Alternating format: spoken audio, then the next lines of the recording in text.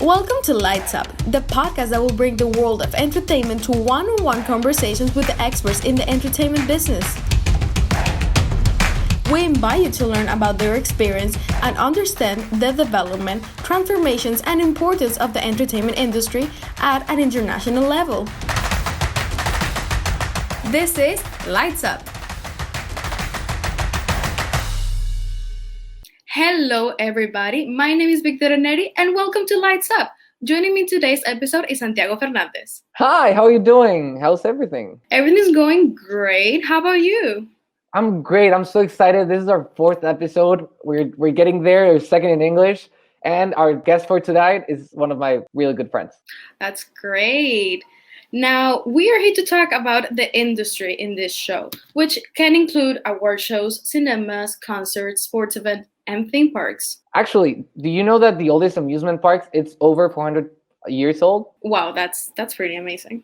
I have a fact that you might know about or that you might imagine, that the second biggest explosives buyer in the US, it's a theme park industry. That makes sense, yeah. That makes all the fireworks and the shows. Yeah. But this one, do you know? The Ferris wheel has been around since the 17th century.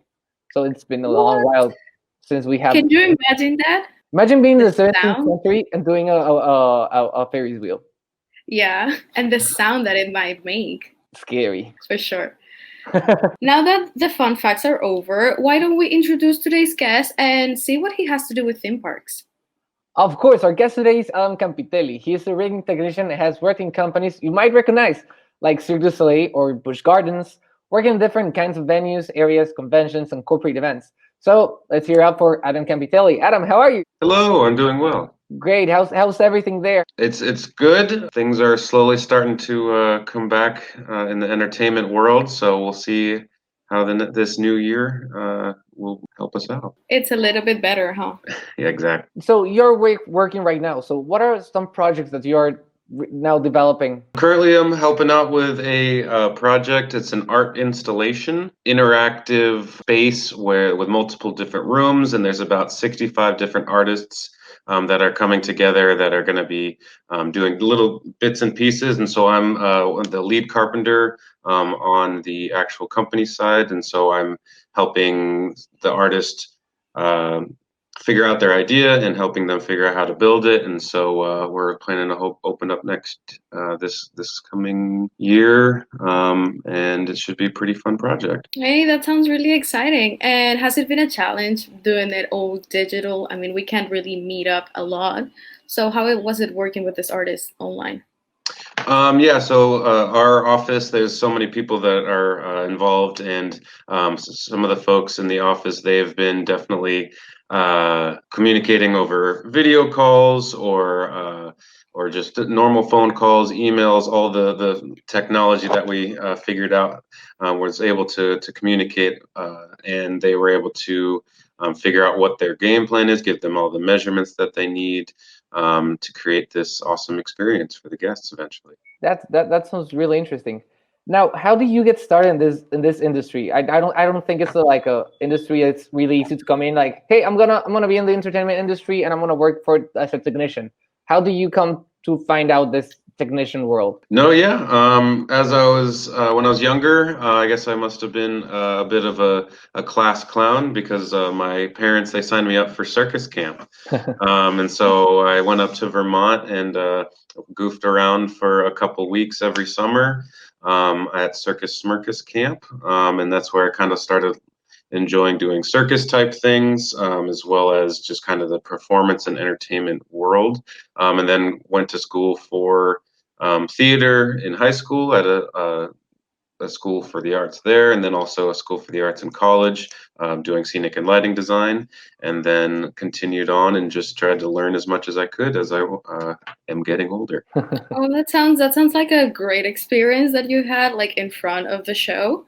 And that sounds like you're really creative too. So how is it when someone asks you for something specific to not input your creative side, or on the contrary, do you want to do it? Do you want to put that creativeness that you have? I think it depends. I know that I am more of a technical brain. That's why, like you said, in front of a stage, it's not necessarily my cup of tea, as you will. But definitely having the experience of kind of learning about design and about the concepts behind it. So when there's a cool idea or something that somebody likes, that's kind of usually the direction that most people are going to want to take. So at the end of the day, it is the director, but making sure that it works technically is kind of more fun for me. So you're always trying to see how it would work better, or how to make it more efficient, or how to make it more safe. Correct. I No, absolutely. I know safety is like a big thing for you. So what are some of the first timers, or like the rookie mistakes that everyone makes in the technician industry? I don't know what's happening with my English today. No, yeah.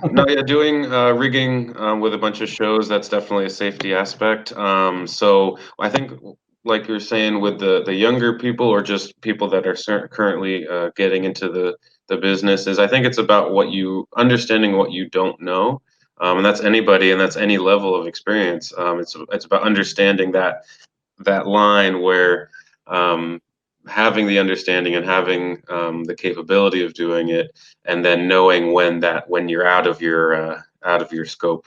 So some people have a hard time admitting when they're wrong or admitting that they don't understand what they're doing. So definitely taking the time to learn and learn from the people around you is the way to go. Yeah, I mean, we always see these things that people repeat and go after, or certain rules to follow. They're rules because they work, aren't they? That's true. I think sometimes rules are also a little bit black and white, but in the entertainment industry, especially safety, that's kind of how you have to be, even though technically there is a little of in between. But when people don't necessarily want to understand that that balance, it's a lot easier to say, this is the rule, just stick to that. Yes, there are different opportunities where that couldn't be the case, but most of the time it's a lot easier and a lot safer to just kind of broad stroke certain things. So yeah, it's always easier to like make your way, like this is the way, and it has to be this way because I'm not doing it to bother you. I'm doing this for your safety. Correct, yeah. And luckily, the entertainment industry is, as it's getting bigger, and as people are learning more, certain standards and certain common practices are starting to actually be written down and starting to actually be communicated.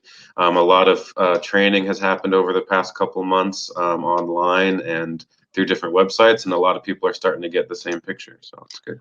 Now, in Oh, working in rigor, there must be a lot of pressure, like being responsible for that. Like, we're talking about safety, but there's a lot of responsibility. You're taking care of the person, for example, in cirque, for the person flying, or in the theme park industry, for the things hanging on the park.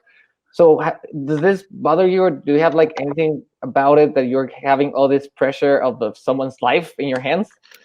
For sure, but the biggest thing is about understanding that the whole process to begin with was thought out. There's a lot of people, engineers and designers that right from the beginning they've already done a lot of the math. They've already figured out a lot of the processes that are going to happen. So yeah, in a show wise, there's rescue scenarios, there's rescue plans every day. There's inspections. And then, yeah, same with the theme park. Anything that's going to be hanging above people, anything that is involved with some sort of rigging aspect, then same thing. We're kind of do the math, make sure that the materials are the correct thing. So once you get through that process, then it kind of makes it a lot easier knowing that there is that. That most commonly there's a safety cushion of over engineering to some degree. So yeah. yeah, I mean, in showbiz, we try to plan as much as we can, but stuff, well, it moves around, stuff happens. What would your experience be, something that didn't go as planned and you had to improvise or innovate to make it work at the end? An easy one isn't that anyone can deal with is weather. Something that you can never plan on is having some bad weather. The one thing that I had a different experience than most is working on a cruise ship and dealing with the weather on there. So there was often times where we would be either in the middle of a show or right about to start a show, and all of a sudden the ship would just be way too rocky. It would and we would have to either cancel or we would have to adjust the show, which we had already previously practiced with the performers to say, hey, we're going to do no flip show or whatever the opportunity was. So definitely being able to think on your feet and communicate with your team and say, hey, this is what's going on. Same with rain and storm here in Florida. It rains almost every day, so being aware of that and then planning for that as well. Yeah, planning is a big thing of it. And now talking about planning, when you hang lights for the parks or when you do anything in the parks, do like the tiny stuff work? Like, do you work math on? For example, you're hanging the Christmas lights. Like, there's some math there. There's like some structure. There's like, oh no, we hang these lights like this. They're not. They don't weigh anything. I think it just depends. If you're putting a whole truss rig above something, that's one versus Christmas lights. Usually, some of the time, we'll hang garland.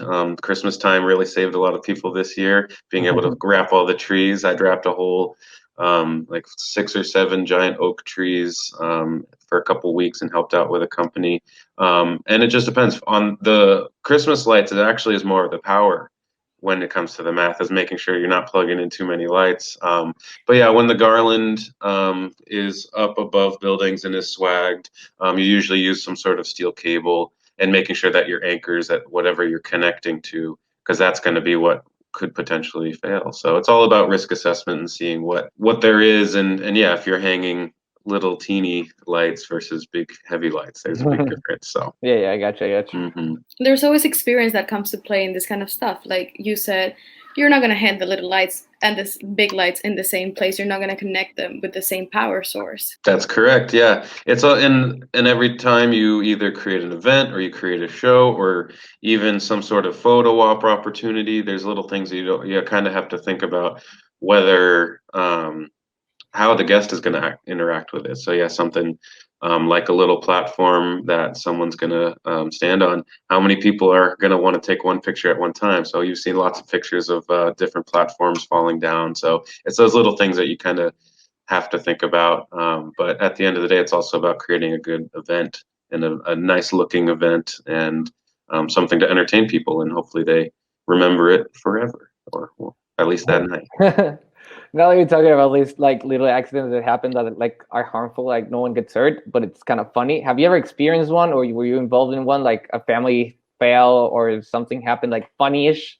Definitely working in the theme park, it is pretty interesting to see the different groups of people that come through. Some of the super exciting or excited kids that come to see the ice show that we worked in. There was a frog character, and he was there for our photo opportunity. And the kid was so excited that he kind of tripped down the stairs, but then he jumped right back up, and he really wanted to meet that frog. So there's always something. There's always a an excited child running a bit too fast in theme parks. Yeah, I mean, again, with safety, you have to take care of that. But Yep. when we're talking about something as big as a park, right, you expect all kinds of people from all parts of the world. How can you prepare to make sure that all the needs are assisted? No, yeah, for sure. There's obviously the theme park's got a lot of teams that are working together and communicating, whether it's public relations or just the guys keeping the park clean. It's all important. So with the entertainment aspect and doing the shows, yeah, it's about making sure that the guests are there, they're having a good time. If there's any, and it's about there's a lot of feedback that the guests give, and then also just everyone knows how things look and how you would, if you would like something as a guest, if there's a light shining in your face. As we're doing, we set up events months beforehand, and there's multiple different walkthroughs, so it's communicating between those different departments and saying, hey, does this light work for you to actually be able to see, or is this actually just annoying? So it's about figuring out those things and making sure that if something does come up, that you're also listening to the guests about that. So it's all about assessment and fixing in the spot. So do you do when you work in a theme park? Do you do like daily checks to all your devices, or do you do monthly, or you just like when you hang them you check them, and when you take them down you check them? It depends. So on the ice skating show, I think the show that I was working on, it ran for about 10 years, maybe longer. So obviously that there are certain things that they can run and they're good to go, but it's also an ice skating show, so there's ice. So every day we were taking care of the ice, we were scraping it, making sure that it was level, making sure that the humidity in the air wasn't melting the ice in certain areas, and if it was, we'd have to build it up a little bit. We had automation in that show, so doing the automation checks every day, making sure that all the cues were properly cooperating, and all the fly rail system, making sure that all that works. There's certain aspects that you do check. The lighting guys, they'd come in, and girls, they'd come in and check all the lamps, make sure that. So sometimes we would come in and all of a sudden it's a 10-year-old show. Sometimes the lights kind of go out. Usually there's a schedule to keep when changing out lamps and making sure that you've got them up to date. But, that's what the daily checks are for. But then, yeah, most of the time you're not checking every single wire in the grid for the rigging. That's a quarterly thing or it depends on how often you use it. So it's something you got to keep an eye on. So Yeah, I can only imagine checking everything every day. I don't think that would work. But you just mentioned that you spent 10 years in that show, right? And people often think that, oh, every event's going to be different. Every time it's going to be exciting. It's going to be something new client. How do you keep it interesting for yourself? Because a lot of people find that an issue. yeah, I wasn't there for 10 years, but the show had run for 10 years. For me, that is definitely something I do. I am one for more of the event setup and doing kind of shorter term projects versus those long term shows. I think it's about getting that routine and finding projects that you like doing. For me, I do kind of like organizing and kind of making things a bit streamlined. So because I was there for a certain amount of time, I kind of went in and cleaned up and helped them out and kind of went into the basement underneath the stage and helped them organize their cabinets and stuff like that. So it's about keeping little projects in your pocket to say, you know what, I'm gonna go work on something on my off time and not just kind of sit around. Well, on the other hand, when time off is your break time, you can play cards or something. You never know. What is the most common thing you do on your break time? Like your go-to? I'm a big fan of board games, so definitely playing cards or doing stuff. But like I said, I am kind of one to work too much, so usually I'm kind of clean up or do something. But yeah, I like talking to people and just being around because once I'm in work mode, I usually am kind of focused on what I'm doing and tend to kind of be focused on work. So usually a break time is a good time to catch up and actually talk to people. So I mean, I'm a fan of Monopoly personally. Has nothing to do with this, but just saying. Mhm. Um, let's say, okay, you say breaks. Right now, a lot of people went on a break. How do you see this industry going forward? I mean, COVID impacted us such a heavy way. What do you think is going to happen, or how are we picking things back up already? That's a good one. No, for sure. It's a big mandatory break for everybody. I know a lot of people that are not used to slowing down really had Play Monopoly?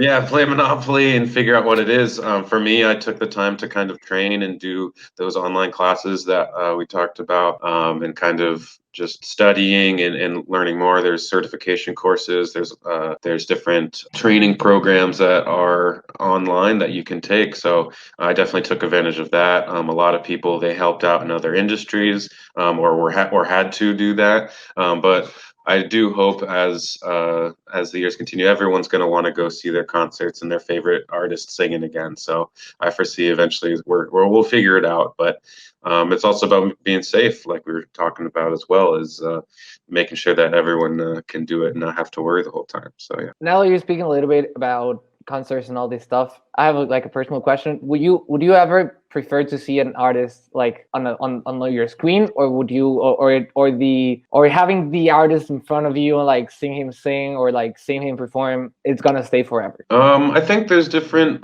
For me, I'm the technical person, so I do like to go look and be a nerd about all the lights and how they do the different things. So that for whenever I go to a show or a theater show, that's what I'm looking at more than anything else. But a lot of the very talented people in the Hollywood world have been doing some cool stuff. I think the VMAs they did some virtual shows with some computer generated LED background things, and that's also kind of pretty cool to me. But I think it's like I mentioned, it's about is it cost effective to have a room full of 10 people when you're a giant touring show? I think most people are still waiting to be able to have big crowds again before they're going to hire a bunch of people again. So Yeah, I mean, a lot Yeah, of hands to make one show. yep, exactly. No, for sure. you were involved in shows, right? You were a rigger for like a couple of shows. How's Uh, that experience? No, yeah, it's I was able to do rigging tracks for a couple different seasons on Cirque du Soleil at Sea.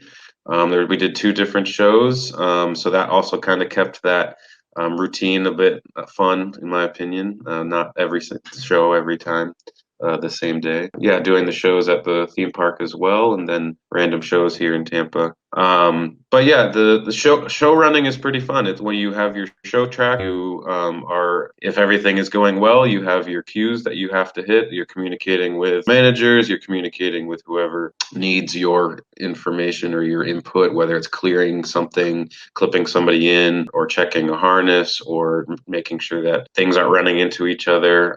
So it's all usually kind of clockwork, and then yeah, the whole very quick and last minute process, that's a whole nother ball game when people kind of want to make a show. Hey, we're going to do a show in a week, can you help? That's also kind of fun, but it's also about making sure that I'm there to help for whatever is needed. When they just say, hey, I need a hand, I don't really know what it's for, that's also a whole nother skill set. So Yeah, I mean, always just playing into the teamwork, huh? yep, absolutely. Yeah, I mean, teamwork is really important in show business because It's true. no event can be done alone. What has been your best crew experience? No, definitely just being able to work with all the different companies that I've had an opportunity with. The project that I'm working on now is I'm super excited about and super fortunate to be a part of.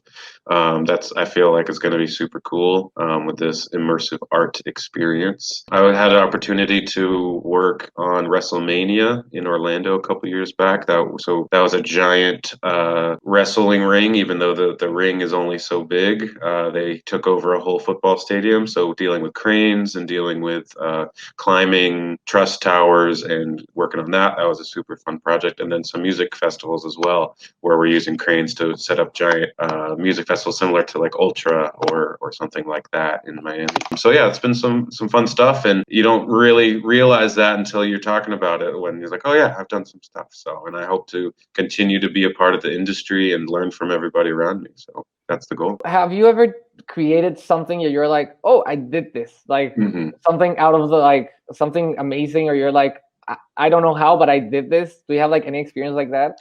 Realistically, it's more on the paperwork side on my end. I'm not a big fan of doing paperwork, but when it comes to doing spreadsheets and inventory and things and actually taking the time to get it done, it's also kind of fun and also be like, yeah, because then it's so nice to have some paperwork that actually you can actually just say, how many carabiners do I have? That many? Cool. What type? Awesome. Sweet. And it's so nice.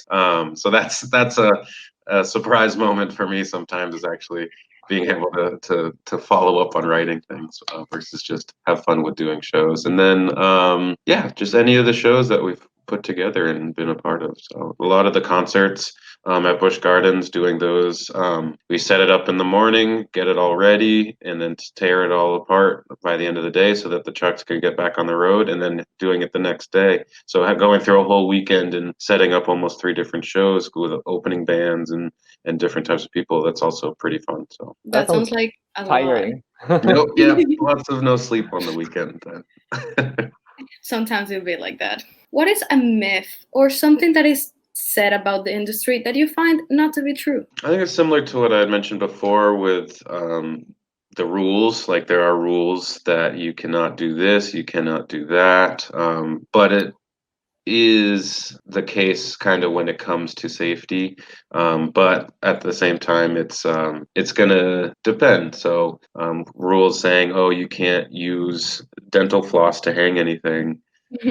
You can if it's going to be the tiniest little thing. It just all depends. Another common rumor or misconception, I think that techs are grumpy and they don't like being around performers. No, the performers are fun and the techs like to hang out with everybody. I think it's all one team and everybody kind of should work together. So that's another one.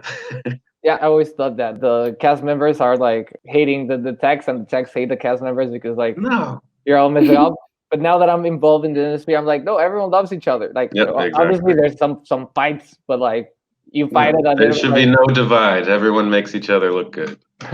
Well, last but not least, Adam, do you have like any message you want to share with students studying entertainment business management, or like in this entertainment industry? Some advice or something that you could recommend to them? No, for sure.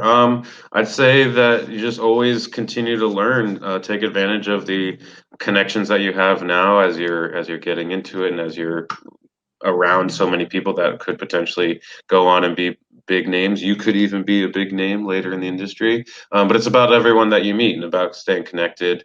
It's about learning and staying up to date. And if you're looking to train on something, just reach out and see what's out there. There's so much that's involved. There's so many different forums and communities, whether it's on Facebook or just people make their own websites, and just taking the time to find them will definitely benefit you, and just continue to go for it. Yeah, always grow and always learn.